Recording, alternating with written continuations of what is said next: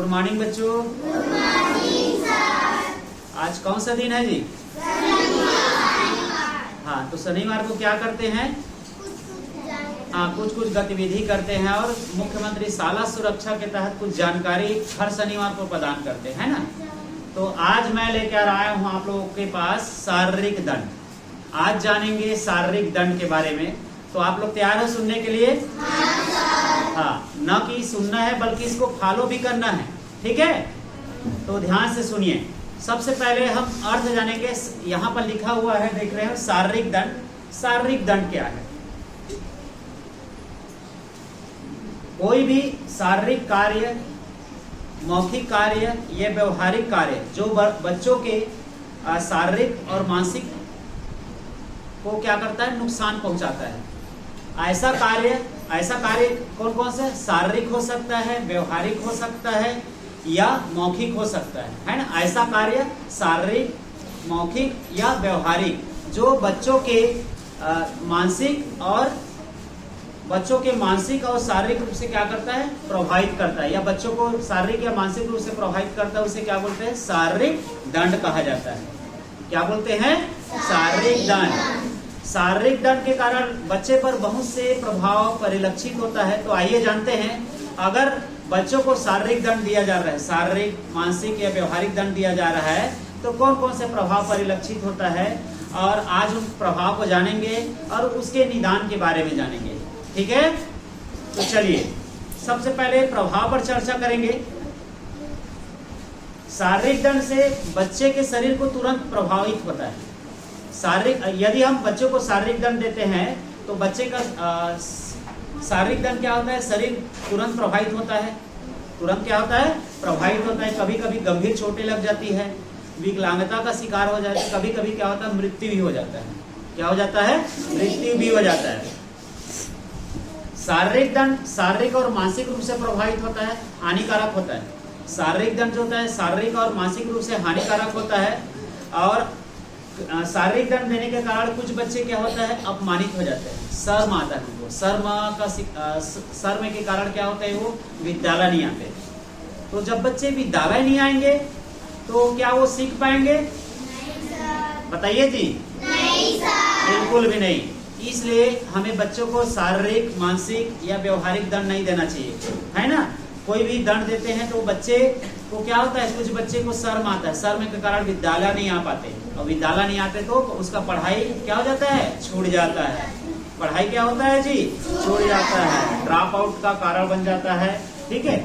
शारीरिक दंड आक्रामक व्यवहार का एक उदाहरण है जिसे अनुशासन के रूप में देखा जाता है, लेकिन वास्तव में बच्चों को हिंसा से अपनी समस्याओं को हल करना सिखाता है। यह भविष्य में आक्रामक व्यवहार है और खुद को चोट पहुंचाने जैसे व्यवहारों को बढ़ावा दे सकता है। हमें कभी भी बच्चों को के साथ दुर्व्यवहार नहीं करना चाहिए।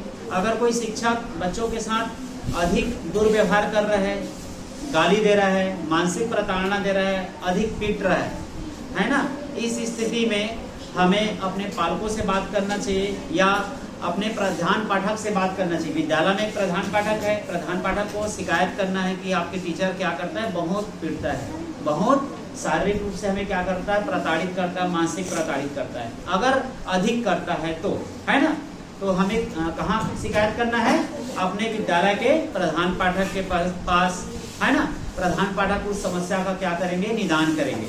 यदि कोई टीचर विद्यालय में बच्चों को अधिक दंडित करते हैं, है ना, तो उस शिक्षक को भी हमें क्या करना है? समझाना है। क्या करना है? समझाना है ना? या अधिक जब शारीरिक, मानसिक रूप से अधिक प्रताड़ित हो रहा है तो आप चाइल्ड हेल्पलाइन नंबर 1098 पर कंप्लेन कर सकते हो, है ना? चाइल्ड हेल्पलाइन नंबर 1098 पिछले शनिवार को बताया था ना, बाल अधिकार के बारे में। यदि आपका दोहन हो रहा है तो इस पर आप क्या कर सकते हो? कंप्लेन दर्ज करा सकते हो, है ना? यदि आप किसी अन्य शिक्षक को शारीरिक दंड का उपयोग करते देखते हैं तो उन्हें बताया कि यह बिल्कुल क्या है? गलत है। उस पर कानूनी कार्रवाई भी हो सकता है। बच्चों को अनुशासित करने के लिए बच्चों के साथ मिलकर उसके कारण को हमें क्या करना है? जानना है। अगर बच्चे होमवर्क करके नहीं आ रहे हैं तो उनके साथ हमें मित्रवत व्यवहार करना है, जानना है कि बच्चे क्यों होमवर्क करके नहीं आ रहे हैं, है ना, शारीरिक दंड देने के बजाय या उसको मारने के बजाय हमको जानना है कि बच्चे होमवर्क करके क्यों नहीं आ रहे हैं। अगर मित्रवत व्यवहार करेंगे तो हो सकता है बच्चे होमवर्क करके आए, है ना। शारीरिक दंड या मानसिक दंड या जो भी हम दंड देते हैं वो देने की जरूरत ना पड़े, है ना। अगर बच्चे नहीं सुधर रहे तो किसके पास जाना है, पालक के पास जाना है। पालक को अवगत कराना है कि आपके बच्चे होमवर्क करके नहीं आ रहे हैं, है ना। तो पालक हो सकता है आपकी समस्या को जानेंगे और उसका निदान कराएंगे, आपको नियमित रूप से होमवर्क कराएंगे, पढ़ना सिखाएंगे, ठीक है। समझ में आ रहा है ना। यदि आपको स्कूल में दंडित किया जा रहा है तो अपने माता पिता या प्रधान अध्यापक को बताना है, या पुलिस पर क्या करना है, कंप्लेन करना है, या अभी बताया चाइल्ड हेल्पलाइन नंबर तो 1098 पर क्या करना है, कंप्लेन करना है, ठीक है।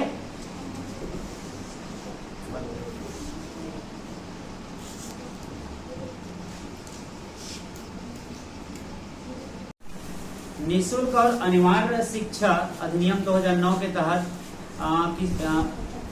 स्कूल में बच्चों को मारना, गाली देना, प्रताड़ित करना या किसी भी प्रकार का अपमानित करना एक कानूनी जुर्म है। एक कानूनी क्या है, जुर्म है। बच्चों को दुर्व्यवहार से बचाने का अधिकार है। यदि किसी संस्था जैसे स्कूल, पुलिस स्टेशन, आवासीय छात्रावास आदि में उनके खिलाफ शारीरिक बल का प्रयोग होता है या दुर्व्यवहार होता है तो ये क्या है, गैर कानूनी है। और इस, है ना, निःशुल्क और अनिवार्य शिक्षा अधिनियम 2009 के तहत किसी भी बच्चों को गाली देना, अपमानित करना, शारीरिक रूप से दंडित करना, ये क्या है, कानूनी जुर्म है। क्या है, कानूनी जुर्म है। ऐसा करना बिल्कुल भी क्या है, गलत है, ठीक है। समझ में आ गया। ऐसा आपके साथ हो रहा है तो बिल्कुल हमें कहाँ लेना है, अपने प्रधान पाठक या अपने माता पिता या पुलिस या चाइल्ड हेल्पलाइन नंबर 1098 पर क्या करना है, कंप्लेन करना है, ठीक है। तो बच्चों आप लोग क्या जाने आज, हाँ, शारीरिक दंड के बारे में।